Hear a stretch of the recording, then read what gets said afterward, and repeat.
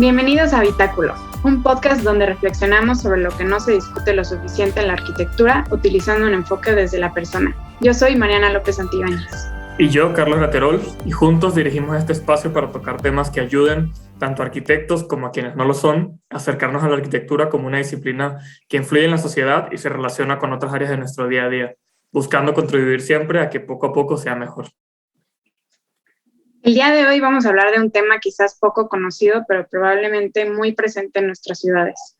Se trata de la arquitectura hostil, una herramienta de diseño en la que se incorporan elementos o características a diferentes espacios y elementos del ambiente urbano con el fin de controlar su uso, es decir, busca evitar usos catalogados como indebidos dentro del espacio público, discriminando a poblaciones marginadas al mismo tiempo.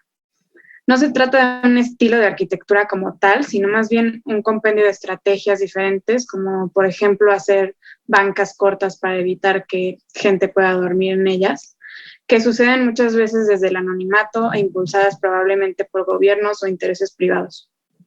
Reflexionando sobre este fenómeno, tal vez un poco controversial, nos preguntamos hasta qué punto estas herramientas de diseño verdaderamente están beneficiando a las ciudades. ¿Qué pasa con la discriminación en la arquitectura? ¿Cómo funciona y cómo surge la arquitectura hostil? Para platicar del tema y ayudarnos a responder esas preguntas, se encuentra con nosotros hoy un amigo, José Bucio, quien recientemente realizó una investigación sobre el tema con un enfoque sociológico. ¿Cómo estás, José? Hola, muy bien. ¿Cómo están ustedes? Buenas noches. Bien, gracias. Muy bien. Buenas noches.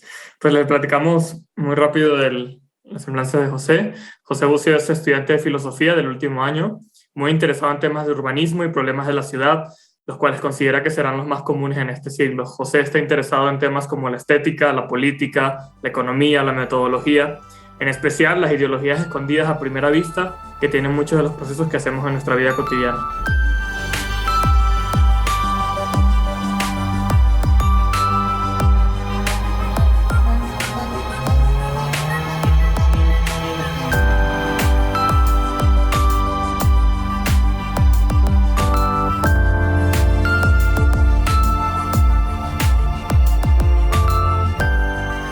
Bienvenido, José.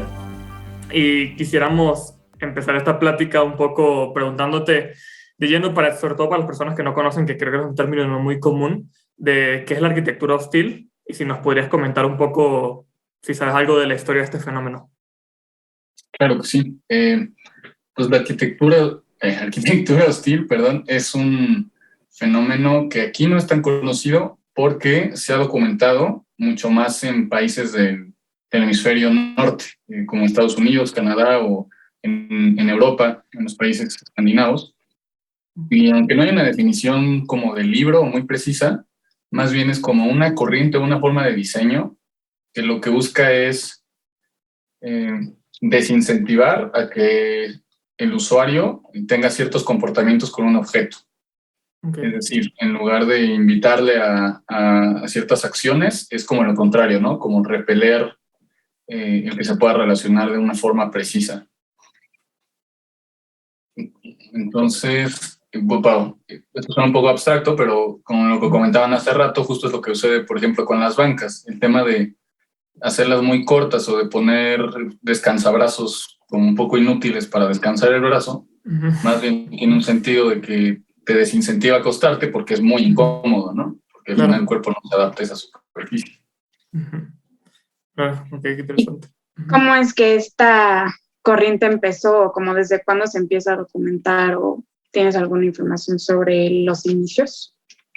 Sí, donde yo los he encontrado, el primero es, se llamaban barreras antiorines en Inglaterra, que usaban como desde la Edad Media, y era en las esquinas de las casas donde la gente pues solía orinar, ponían como una especie de reja chiquita para que no pudieras acercarte con picos, o también hacían que el ángulo de, como la falda, por decirlo así, de la pared, la parte pegada al suelo, no fuera ya horizontal, sino que te salpicara.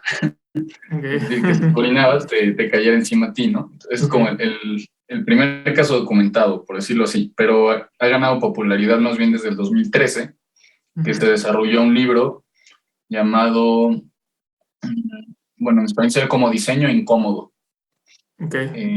Antes de arquitectura hostil, ya incluye muchos ejemplos de lo que ahora se conoce así, pero ahí buscaban más bien apuntar como a prototipos de diseño que estaban dándose mucho en Europa y la gran mayoría de mobiliario público, que más bien provocaban incomodidad en los usuarios, ¿no? Ya fueran personas o animales también. Ok, está muy interesante. Y quería preguntarte, como antes de tratar más al tema, ¿por qué crees que o sea, nos comentas que justamente para evitar ciertos tipos de comportamientos que supongo que a la gente pues no le gusta que hagan, no sé, en su casa o etcétera, o en el espacio público, pero crees que hay como alguna otra razón detrás de este tipo de herramientas, de este tipo de diseños, y sobre todo como, pues tú sobre todo que también te dedicas a la filosofía, ¿crees que como que hay algún tipo de pensamiento en el ser humano o algún tipo de filosofía que esté detrás de esta forma de pensar? No sé si me voy a explicar. Sí, sí, pues lo que conecta a todos los ejemplos es un tema de control, ¿no? Okay. Y es algo muy propio de la arquitectura. La arquitectura al final lo que hace, como la definición esta clásica que muchas veces se dice, es como dividir el espacio, ¿no? Y poder como trazar, no sé, barreras y entradas y salidas y invitar a una forma de ocuparlo. Esto es lo mismo, pero en lugar de hacerte una invitación como amable de algo que te produzca sensaciones positivas, es desincentivarte de hacer algo que las personas que lo diseñaron o quienes lo compraron, que generalmente es como dices, gente que está en el gobierno, que son parte del Estado, no quieren que ciertos grupos sociales tengan, porque son muy específicos. Por ejemplo, algo que está muy documentado y que también empezó a ganar popularidad por eso, es el tipo de diseño que va en contra de los skaters. Es decir, hacer bancas o macetas o rampas, escaleras, todo lo que utilizan para hacer los trucos, ponerles diferentes modificaciones para hacer que se vuelva imposible deslizar la patineta, hacer el truco necesario, que te puedas lastimar y entonces tengas que irte a otro lado, ¿no? Porque ese lugar ya no te funciona. Claro. Sí, entonces es por un tema de control. Tiene muchas connotaciones porque, como decía al principio, no tiene una definición clásica.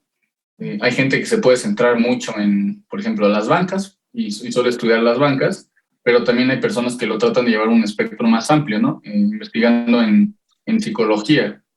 Había leído, por ejemplo, un caso que documentaban cómo se había vuelto muy hostil el diseño de la reconstrucción de la Plaza del Cairo. Si recuerdan, en Egipto fue una revolución, un golpe de Estado, ¿no? En la primavera árabe, hace como 10 años, y el gobierno que tomó el poder, que igual fue otra junta militar, reconstruyó la Plaza del Cairo de tal forma que desincentivaba totalmente, si no es que es imposible, que se volviera a formar una manifestación tan grande, porque la plaza central es donde la gente había llevado las protestas como por días y semanas y donde se había sentido muy bien el poder social, ¿no? Entonces, a través de hacer más barreras, de poner muchísimas más cámaras de vigilancia, de poner rejas, guardias de seguridad y hacer como una especie de laberinto, te vuelve como muy difícil o estás muy desincentivado por el miedo a tratar de hacer esas acciones ahí, ¿no? Y ahí es un poco más difícil porque no te estás metiendo es que este diseño de la puerta es hostil, más bien es todo el sistema de pensamiento que en este urbanismo como defensivo trató de hacerse, tiene una connotación de hostilidad, ¿no? Y de control hacia qué no puede hacer la gente en el espacio público. Okay. Sí, sobre esta línea que hablabas de otros tipos de poblaciones como los skaters, aparte de eso y de pues, las personas en pobreza o sin hogar, ¿a qué otras actividades o grupos está afectando esta práctica? ¿Existe alguna clasificación o tipos, digamos, que podrías decir? Sí, hay como 2 o 3 más. El más famoso, como dices, es la gente en situación de calle, ¿no? O población callejera, como le llaman. Después de eso, mucho es sobre los skaters, pero también tiene mucho que ver con quién lo puede documentar. casi las personas que no tienen casa, es muy difícil que puedan estar con su smartphone tomando fotos, ¿no? Denunciándolo o tratando de llevar una acción de sociedad civil organizada para quitarlo, ¿no? Más bien es gente de fuera que se percata. Pero también está muy enfocada, por ejemplo, en Berlín, en Alemania, habían puesto por un buen rato baños públicos que tenían una luz azul muy intensa. Okay. Y el sentido de eso es que si tú quieres usar el baño para inyectarte algo, pues que hay como un tema de drogas importante, no pudieras encontrar tus venas, porque hacía el mismo tono en la luz del baño que tu brazo, ¿no? Entonces ya no puedes, te desincentiva como persona usuaria de drogas o como le quieras llamar, a que ese sea un espacio donde puedas hacerlo. Otro es muy enfocado a las juventudes, donde no las quieren tener, por ejemplo, afuera de una tienda. Esto que hay un caso en San Francisco, si no estoy mintiendo, poner música clásica muy fuerte, música que no le gusta a los jóvenes, que más bien los saca un poco de onda, y entonces no te sientes cómodo ahí y ya no vas a estar ahí con tus amigos, ¿no? O también usar una luz rosa muy, muy específica, que lo que hace es resaltar tus imperfecciones, tu acné. Entonces es un lugar donde si vas, te vas a sentir muy feo con tus amistades, ¿no? Entonces también como persona joven no quieres estar ahí. Son mucho más sutiles. Claro. Esto de la hostilidad sí tiene un espectro de daño muy cañón. Hay uno que solo es como la incomodidad. Por ejemplo, esto de las bancas, ¿no? Quizá, no sé, el respaldo no es muy cómodo para que te sientes ahí por mucho tiempo. Y hay otros que sí es tal cual daño físico, ¿no? Como las cosas más de picos o de piedras o cosas por el estilo. Y otro grupo que también atacan es pues a las personas mayores, ¿no? Cuando no se les quiere tener muy presentes en algún lugar, pues la arquitectura hostil no solo es lo que se hace, sino también lo que no se hace. Entonces, cuando dejas de generar la infraestructura pública que permite que ciertas personas puedan utilizar ese espacio, pues también es un grado de hostilidad, ¿no? Es quizá inconscientemente, pero las estás excluyendo. Entonces, esto va como para gente mayor o gente con discapacidad motriz, ¿no? Falta de rampas, falta de elevadores, todo este tema que sí es muy, muy común aquí en México y en Latinoamérica, ¿no? Ahorita que estás comentando esto, bueno, quería justamente estar viendo que el espectro es mucho más grande de lo que, bueno, lo que yo me imaginaba, porque sí, justo, y sobre todo cuando buscas información al respecto, como que creo que siempre lo que más salta es este tema de las bancas, el tema de las personas que no tienen hogar, pero esto que dices que la arquitectura hostil en realidad, pues simplemente evitar comportamientos que no quieres, ¿no? Independientemente de, no sé si sean positivos o no, y justo quería como preguntarte de eso.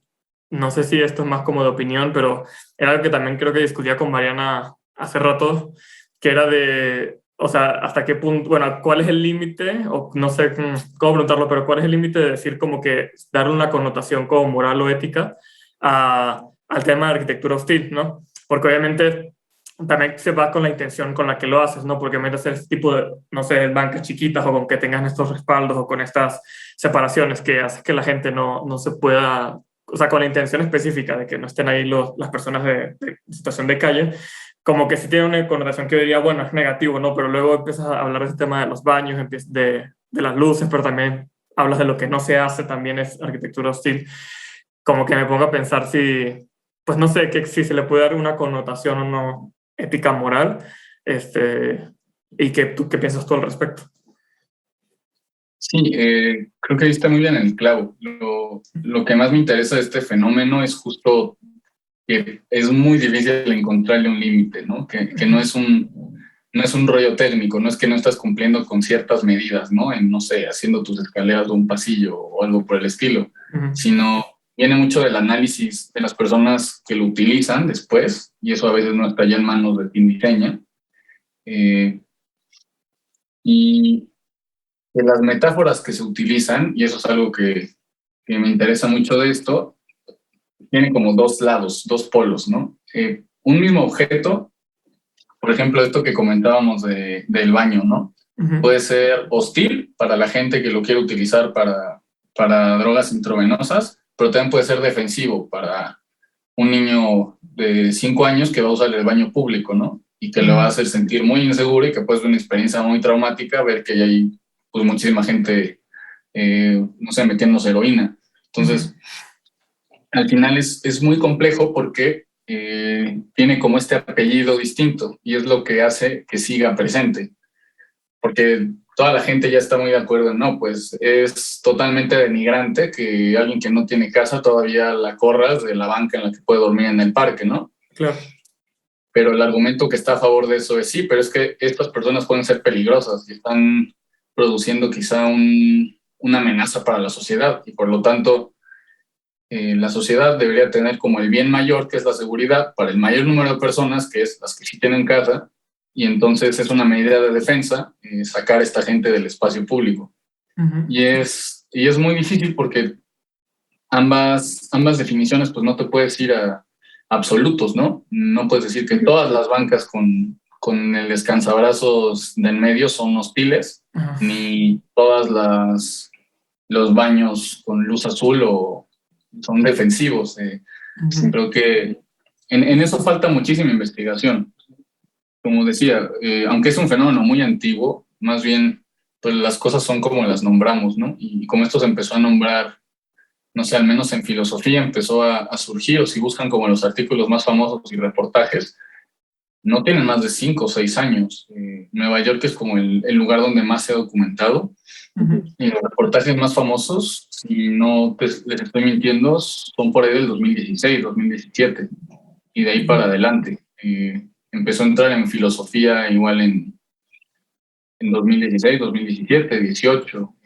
Entonces, mucho del trabajo que se ha ido haciendo es como recuperar perspectivas o sí, ideologías como antiguas donde no se mencionaba esto, así no se decía, esta forma de construir es hostil, pero que puede entrar en la definición, ¿no? Y que da como una nueva herramienta para saber si se tiene que seguir o no con esta práctica. Pero justo el tema es encontrar este juicio y es muy complejo de cuando algo te está defendiendo y cuando algo más bien está atacando a alguien. Y ahí es donde me paso a lo que decías de la moral. Lo que más me interesó de esto, cuando tienes como las dos opciones, algo te defiende o algo es hostil. Primero lo de la defensa hace más o apela más a una postura ética y moral que se llama utilitarismo, ¿no? El mayor bien para la mayor cantidad de gente posible. Ajá. Y el otro, el de, o sea, sí, pero ponle asterisco, se llama prioritarismo. Es, vale, el mayor bien para la mayor cantidad de gente, pero hay que considerar las condiciones en que está la gente. No hay que pensarlo abstracto como que solo por ser personas estamos en la misma situación y entonces detener quizá esto que le da un mayor bien a la sociedad en general en pro de reducir un poco la brecha de la desigualdad, ¿no? Okay. Sí, entiendo esta pues como contradicción, ¿no? O sea, bueno, esta paradoja de que puede ser bueno y malo a la vez.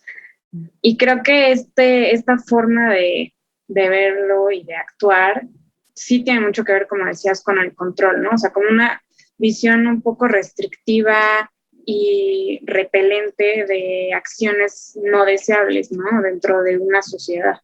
Y me pregunto como, ¿qué pasaría si se cambiara el enfoque en lugar de a repeler, a integrar, ¿sabes? O sea, como que, ¿cómo crees tú que podríamos impulsar un diseño de ciudades amigables? O sea, obviamente sin dejar de mirar los problemas sociales que existen dentro de ellas y sin voltear la cara a las cosas negativas que pasan, ¿no? Porque pues obviamente sucede, pero siento que probablemente sería más, pues no sé si eficiente, pero beneficioso que se viera desde los gobiernos como de una forma, pues sí, integrativa, ¿no? O sea, ¿qué opinarías de eso?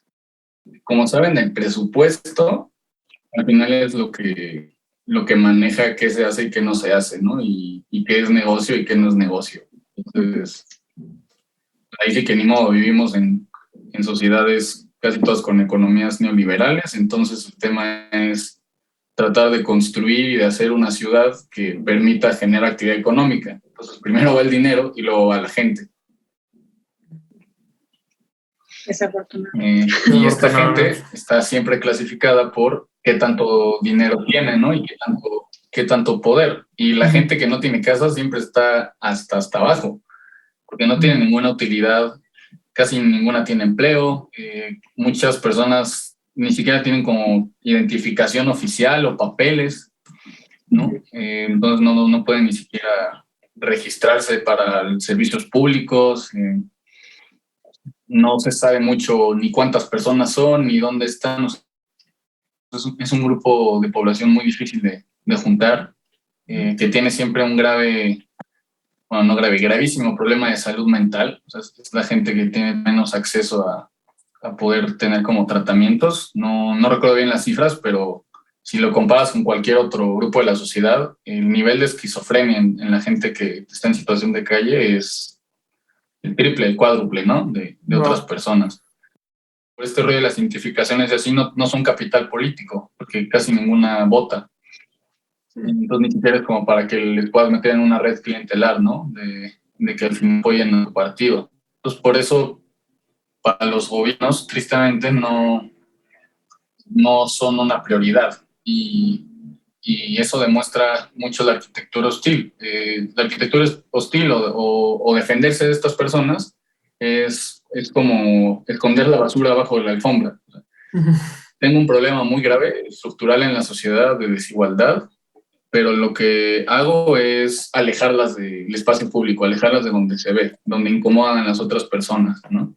Y no generar no sé, una institución que se encargue de darles a todas como vivienda o trabajo o hacer como todos los estudios necesarios para saber cuántas son, cuáles son sus condiciones. Entonces es muy, muy complicado como el dar esos incentivos que no apelen como a la humanidad de quienes toman las decisiones o que no vengan como de humanos. No he visto, ni siquiera en los países que tienen dinero, porque eso es lo chistoso. Lo hacen en lugares como Finlandia o en lugares como Suecia, ¿no? Noruega, que uno pensaría, pues tienen poca gente, mucho dinero, sí, unas instituciones de seguridad social buenísimas, un Estado de Derecho buenísimo que otros países no tenemos, porque esas personas también replican esto de la discriminación y la segregación. Entonces, esa es como la parte fea de por qué es un problema como tan latente. Y como la de la esperanza... perdón, ¿querías decir algo? No, vas, termina. Como la de la esperanza se puede cambiar mucho. Primero, quitando esta idea que afortunadamente yo siento ya se ha ido quitando un poco de moda, de que el arquitecto, la arquitecta o quien diseña está en su escritorio, no ve el mundo, ¿no? Es hacer la cosa con su técnica perfecta y luego depositarlo y a ver qué sucede con él.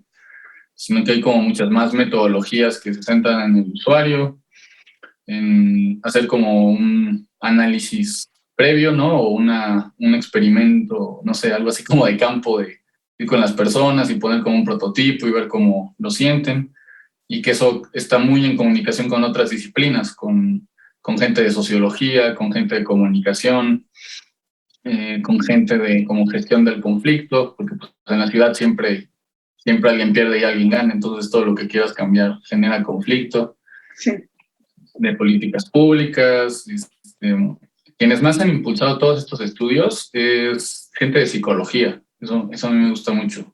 Desde los 50 con un psicólogo que se apellidaba Gibson, empezaron a inventar una palabra de cómo es que mi relación como usuario con un objeto me produce ya no solo sensaciones, ¿no? Ni placer o incomodidad, como se decía antes, sino valores que le llaman affordances y estos pueden ser de muy, muy diferente tipo, ¿no? Los hay políticos, los hay económicos, los hay fuera de los seres humanos, se supone que también los animales tienen sus affordances con la naturaleza.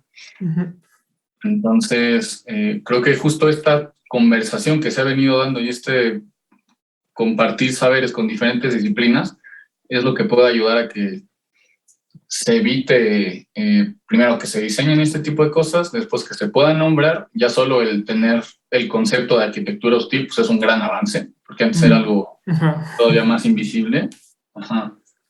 Y entonces desde ahí, cuando existe, pues exigir que se quite. Algo muy padre son muchísimos casos de gente que lo denuncia y que hace cosas para evitarla, ¿no? No sé, en Seattle había un campamento de gente sin casa abajo de un puente y un día los corrieron a todos y pusieron un montón de estacionamientos para bicicletas, ¿no? Para evitar que pudieran poner las tiendas de campaña. Pero pues eran estacionamientos sin sentido porque no había rutas de ciclistas y la gente no los usaba. Entonces se organizaron algunos vecinos para en la noche ir a cortarlos, ¿no? Y los cortaban y los volvió a poner el municipio, y los cortaban y los volvían a poner.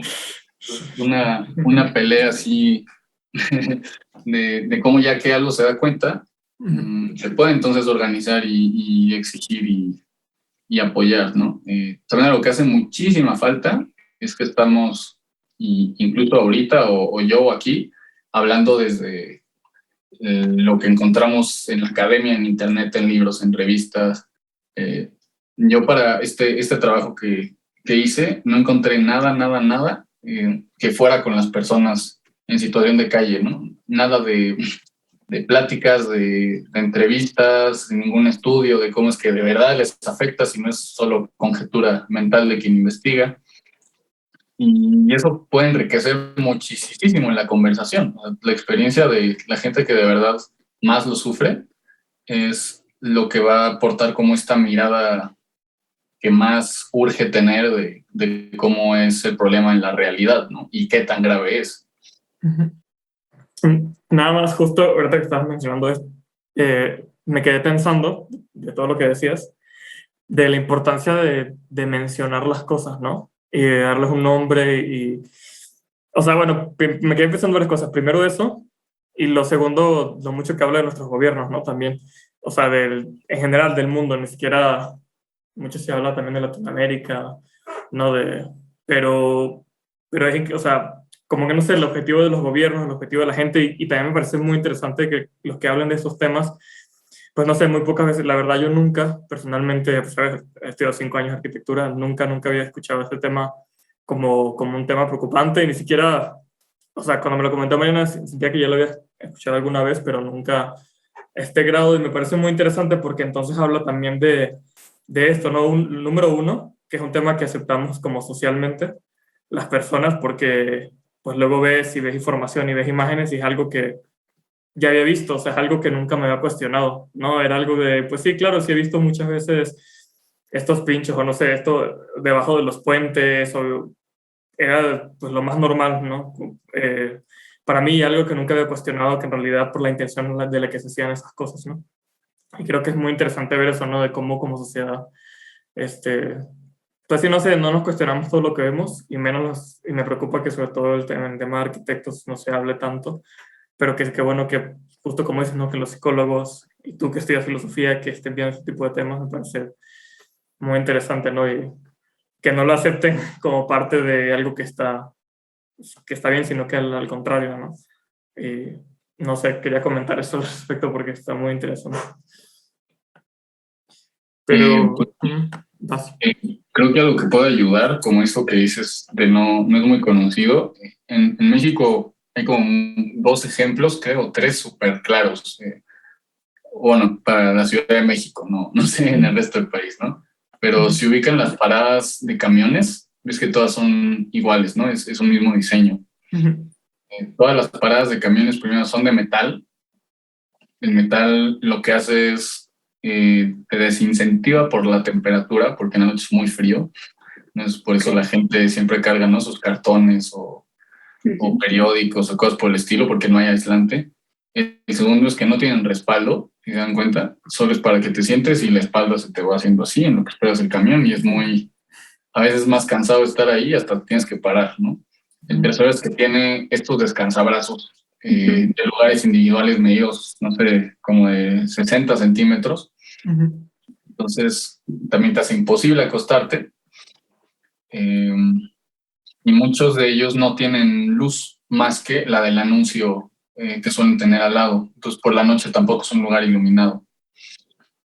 Entonces, como un ejemplo que tiene muchas implicaciones de arquitectura hostil, ¿no? En especial para este grupo. Y otros son se han puesto de moda últimamente, cambiar bancas por unas cosas que se llaman reclinadores o leaners, que más bien es para que te descanses, te apoyes en lugar de sentarte bien, donde siempre han estado, no sé si ubican en el Metrobús, como circulito central, el que une los dos camiones. Ah, sí, sí, sí. Sí. Y en ese no hay asientos, ¿no? Está como justo esta cosa de metal bien que incómoda. inclinado. Sí, a veces me pongo. Exacto. Sí. Esa la ponen también en otras estaciones, por ejemplo, el tren ligero, que es más hacia el sur de la ciudad. En muchos no hay bancas y más bien están estas cosas, ¿no? De apoyarte así. Y eso no solo es para que la gente no duerma, sino también es muy hostil para, por ejemplo, niños y niñas, porque no alcanzan, sencillamente. O para alguien de la tercera edad que necesita sentarse porque no puede estar esperando el metro, el tren parados, ¿no?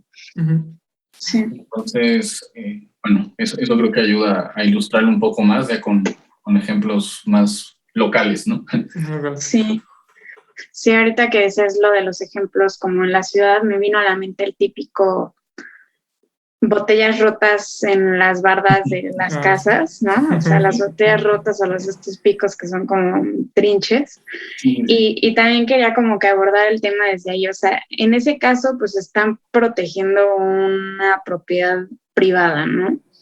Pero pues supongo que se podría catalogar también como arquitectura hostil. ¿Cómo se puede abordar el tema desde la visión de la seguridad? O sea, pues en este caso es algo privado, entonces digamos que tendrías, no sé si decir el derecho de protegerlo. ¿Cómo se puede abordar eso? Es muy interesante porque justo eso lo complica mucho, ¿no? El tema o sea, en espacio público como que no hay mucho debate, pero en espacio privado sentimos mucho más como esta parte que decía de la defensa, ¿no? Yo claramente no quiero que nadie se meta a mi casa, entonces voy a hacer una barda alta, voy a poner mis picos o lo que sea. El tema, ahí pues creo que tienes derecho al menos ya como vivimos en un como marco legal de propiedad privada, hacer ahí lo que te plazca, ¿no? Mientras no sea ilegal. Entonces, es totalmente legal no querer que la gente se meta. Claro. Ahí como puedes estar siendo un poco hostil, primero es hacia los animales, por ejemplo. Muchas veces estos picos de así lo que hacen es alejar a los pájaros de lugares que, no sé, a veces podrían utilizar, ¿no? Digo, a veces no es tan grave, luego se van a un árbol o un parque, lo que sea, pero sí estás como para esos cuerpos, por decirlo así, prohibiendo una forma de usarlo. Y el que ya es un poquito más controversial, bueno, solo paréntesis rápido, en Londres hacen mucho esto de los picos, pero los ponen en ramas de árboles, arriba de estacionamientos, para que no haya palomas ni pájaros que se hagan popó y ensucien tu coche. Wow, ok, no lo he visto. Ahí es como ni ardillas, ¿no? O sea, ya por un tema, la verdad, muy absurdo del cuidar la limpieza de tu coche, es sacar a estas especies de su hábitat, ¿no? Pero donde digo que puede ser un poco más complejo es cuando tú tratas de defender lo que consideras tu propiedad, que no es tu propiedad. Por ejemplo, todo el rollo de los botes, picos, piedras, el rollo de cuidar la banqueta para que nadie más estacione, cuando no es enfrente de tu garage, también puedes considerar que es hostil, ¿no? Porque además, al menos en México ya sabemos que tiene una connotación de peligro. Si tú te bajas y quitas el bote, no sabes si regresas, si está rayado tu coche o te poncharon las llantas, ¿no? O te va a generar una pelea. Y también con las macetas, es muy interesante, han visto que hay arbustos o árboles que están enfrente en la acera y la gente, para que no te recargues, te sientes ni nada, le ponen igual piquitos o les ponen una barda para el árbol. O sí, lo tratan de defender, ya no está dentro de su casa, ya está, si lo pones en el lote no es propiedad privada, pero sí te sigue evitando, no sé, no te invita, por ejemplo, a que te sientes en en una bardita, en una maceta de un árbol, ¿no? A descansar. Sí, que eso pues muchas veces es necesario si la gente va caminando trayectos largos, ¿no? O sea, encontrar dónde, porque sí, he visto muchas veces árboles que tienen esa, pues como bardita que los rodea y dirías, ay, qué buen espacio para descansar y le ponen la reja encima. Y reja aparte con picos, ¿no? O reja como montañitas para que, a ver, inténtalo y cómo se siente, ¿no? Entonces, ahí sí, o sea, esto es lo complejo del tema de cuándo estoy defendiendo y cuándo estoy siendo hostil hacia otras personas. Y pues la verdad es que es caso por caso, no hay una fórmula universal, ¿no? O una receta que te diga, todas las botellas rotas son defensa, ¿no? O todas las botellas rotas son hostiles. Hay que verlo como, sí, in situ, pues.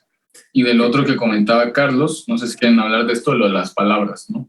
De mencionar las cosas. Pues eso es un tema muy, muy propio, sí, de filosofía, en especial filosofía del lenguaje. Es como nuestra relación como con los objetos del mundo y cómo los representamos. Y entonces se vuelven realidad, por decirlo así. Puede ser que no existiera nunca la humanidad y si estuviera la Tierra, pero si no hay humanidad, no hay lenguaje, nunca va a haber el fonema al ar y bol, ¿no? Entonces, ¿cómo se puede designar ese objeto? El objeto ahí está, ¿no? Pero realmente solo nos importa cuando tenemos una palabra y lo denominamos. Por eso es tan importante, o para la humanidad siempre ha sido tan importante hacer diccionarios y hacer registro escrito, porque la palabra es lo que nos permite generar como esta memoria y consenso colectivo de qué son las cosas y cómo se llaman, y entonces cómo entran en nuestra imaginación, ¿no? Y qué relación tenemos con eso.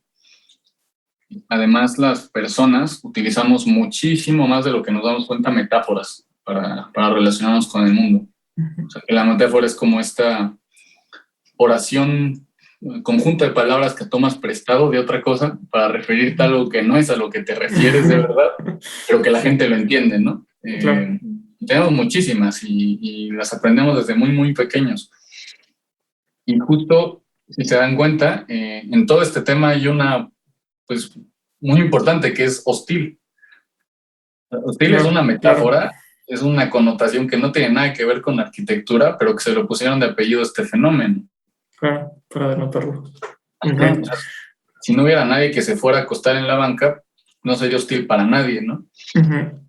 Si no tuviera como esta connotación negativa, no sería hostil para nadie. Y eso fue también lo que me interesó mucho y me puse a investigar como con este rollo de las metáforas. También otra herramienta que se usa mucho en análisis de lenguaje filosófico se llaman los campos semánticos, porque ningún concepto o palabra tiene sentido casi por sí mismo, sino es en relación a los otros conceptos que le rodean, ¿no?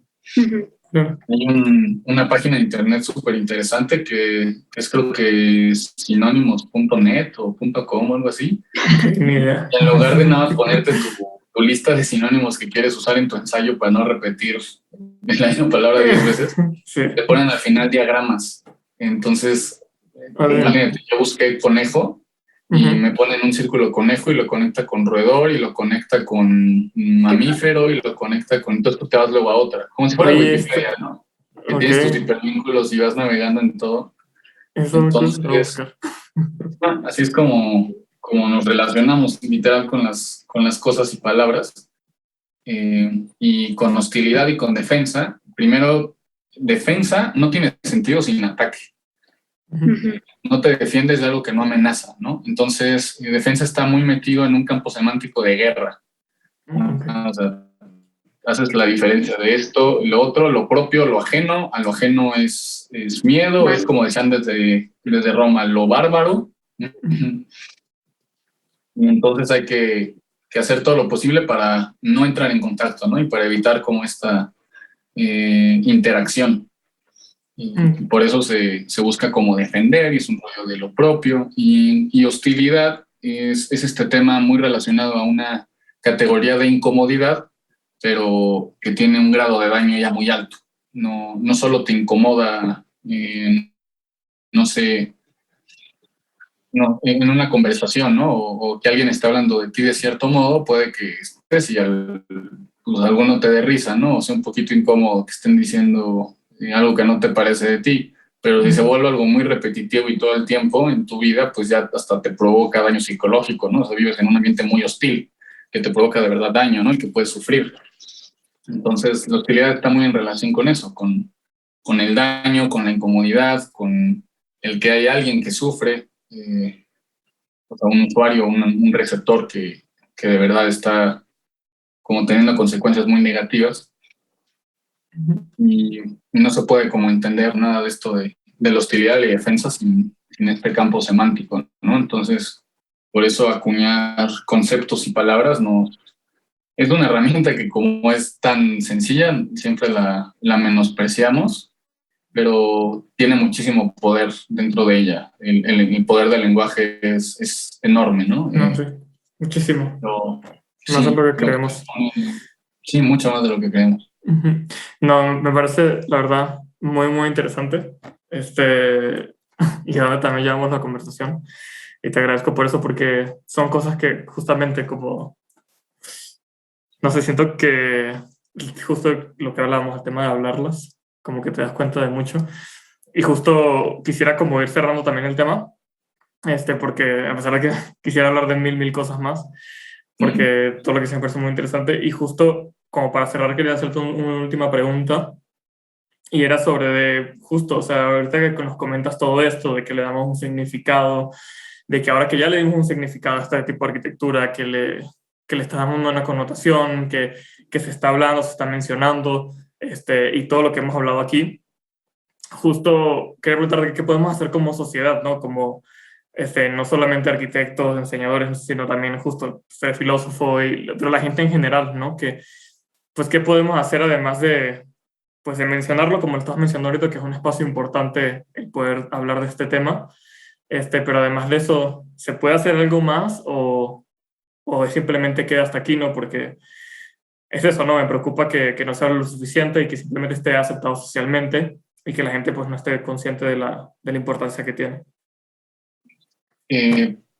Pues parte de lo positivo es que es tan reciente que se puede hacer todavía mucho, ¿no? O sea, no es una historia escrita ya con punto final.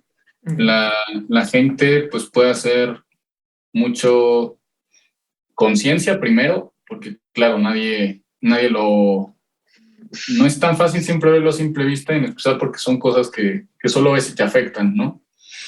Entonces, tenemos que empezar a pensar en que no solo vivimos el espacio con nuestra propia piel y experiencias y la persona que somos, sino que hay otras personas usuarias con diferentes características que vienen de diferentes contextos y con necesidades muy distintas, Claro. que también utilizan el mismo espacio, ¿no? Y que lo viven o lo sufren de otra forma.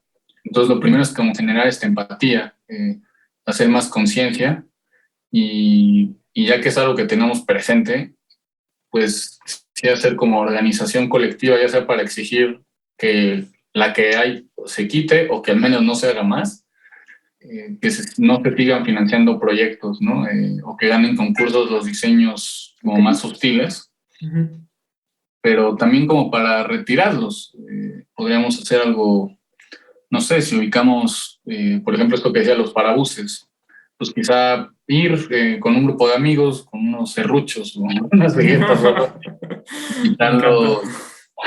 quitar los barandales y poner unos cojincitos, ¿no? Siempre hay cosas que se pueden hacer que para mejorar como el espacio público para la gente, pero creo que lo más urgente y lo que más se necesita y donde más hay espacio para mejorar es lo que decíamos hace rato, de incluir a estas personas también en la conversación, ¿no? No hablar de ellas como un fenómeno ahí externo en el mundo que queremos decir, ay, pobrecitas, cómo sufren, pero que nos sigue ganando el miedo o la discriminación para acercarnos y de verdad generar vínculos, Sí. de hacer más tejido social, ¿no? Entonces, ahí hay una organización aquí en la ciudad de la sociedad civil que se llama El Caracol, que por lo que yo entiendo es como la más activa, la más presente justo en tratar de atender a la población en situación de calle, y que además tuvieron muchísimo trabajo con la pandemia. Si todas las personas sufrimos, no todos sufrimos igual. Hay gente que la pasó 1000 veces, 2000, 3000, 5000 veces peor, ¿no? Y entonces yo creo que podríamos acercarnos, ya sea o solo difundiendo qué es lo que hacen, o tratando de hacer como algún tipo de voluntariado, de juntar víveres, ¿no? Todo el tiempo están aceptando comida o ropa. Tienen un albergue y además salen como en brigadas hacia las calles a buscar a las personas y hacen campañas ya sea de vacunación, de rollos de higiene, de ayudarles con sus trámites, como para que tengan algo que llevamos por sentado, acta de nacimiento, que sin todo eso no puedes acceder a ningún servicio público, ¿no? Y aprovechando esta estructura que ya está y de gente que ya hace ese trabajo y que ya conoce mejor a la población en cuestión, empezar como este trabajo más serio, ¿no? De incluirles en la conversación, de mapear. Por ejemplo, esto que les comentaba, en Nueva York sí se han hecho hasta mapas de los 250 lugares hostiles en Manhattan, ¿no? Wow. Y aquí no sabemos bien, no agarró tanto el interés de los periódicos y de la gente que hace periodismo, entonces habría que empezar a hacer como más este esfuerzo. Y ya como para concluir, creo que esto tiene mucha relevancia porque siempre se ha pensado, o las nuevas tendencias piensan que la ciudad debe ser este lugar como más amable, ¿no? O una ciudad vivible, una ciudad de distancias cortas o caminables, o que si diseñas la ciudad para una persona de 5 años y que va como a 5 kilómetros por hora, no creo cuál es la velocidad, todo el resto de la población va a entrar ahí, ¿no? Y está muy bien y es un gran avance, pero lo que no estamos pensando es que siempre esta idea de la ciudad está dividida entre que hay un espacio privado al final al que llegas y que es tu casa, y la ciudad solo es este espacio público donde tienes todo el resto de tus interacciones que no son las de tu hogar, ¿no? Pero hay gente que la ciudad es su hogar y que entonces tendrá que estar adecuada para que pudieras no tener casa y vivir bien en la ciudad, que tuvieras lugares de recreación donde no te discriminaran, que tuvieras acceso a alimentos, que tuvieras acceso a un lugar de descanso. A lo mejor es algo que no tenemos en México y es muy malo, son baños públicos, ¿no? No hay como una infraestructura grande de baños públicos, ni buena. Y no pasa nada cuando tienes el dinero para entrar a un restaurante o pagar tus 5 pesos con la señora que te vende el papel, pero si no tienes ni eso, pues ¿en qué situación estás, no? Creo que eso es al final lo que revela. No estamos pensando en que la ciudad debe ser la casa en sí y no solo el espacio fuera de la casa. Ok. Qué fuerte. Sí. Gracias por el dato del caracol y muy bonita reflexión final. Y bueno, pues para concluir, nosotros lo que hacemos normalmente es una sección basada en preguntas al aire, porque pensamos que una verdadera reflexión trae más preguntas que respuestas. Entonces nos gustaría que nos dijeras algunas preguntas con las que te quedas en esta línea de reflexión y con las que te gustaría que nuestros oyentes se quedaran pues pensando sobre el tema.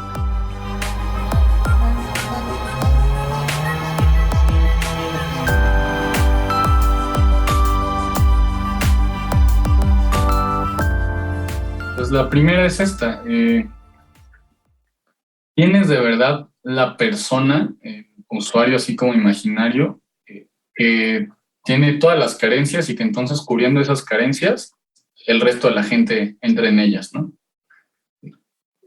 ¿Y de verdad es solo la gente que puede caminar o sí de verdad es solo la gente que puede andar en bicicleta en lugar de usar coche? Yo creo que pensar esto de si la gente que de verdad en mi casa tiene puede hacer todo en la ciudad, pues es una ciudad que nos sirve y nos funciona al resto de la población, ¿no? Perfectamente. Otra es, pues, cuando sales a caminar, piensa en por qué, no sé, esa banca está hecha de ese modo, ¿no? O por qué las cámaras apuntan para ese lado, o por qué hasta algo más grande. ¿Por qué en esta zona hay más transporte público y en esta otra zona no? Aunque la gente allá pues lo necesita más, ¿no? ¿por qué en estos lugares hay agua y en otros lugares no? O sea, ¿cuáles son los intereses, la ideología que va detrás de cómo se ha organizado y cómo funciona nuestra ciudad, ¿no? No hay que darla solo por sentado. Y eso ya es filosofar. Y lo bonito de la filosofía es que es como dicen Ratatouille, cualquiera puede cocinar, también cualquiera puede filosofar. El tema es irlo haciendo como más a menudo para que de verdad nos haga vivir en un lugar mejor, ¿no? A todas las personas. Así es, claro que sí. Qué Pues bueno. nada, me quedo con esas preguntas también.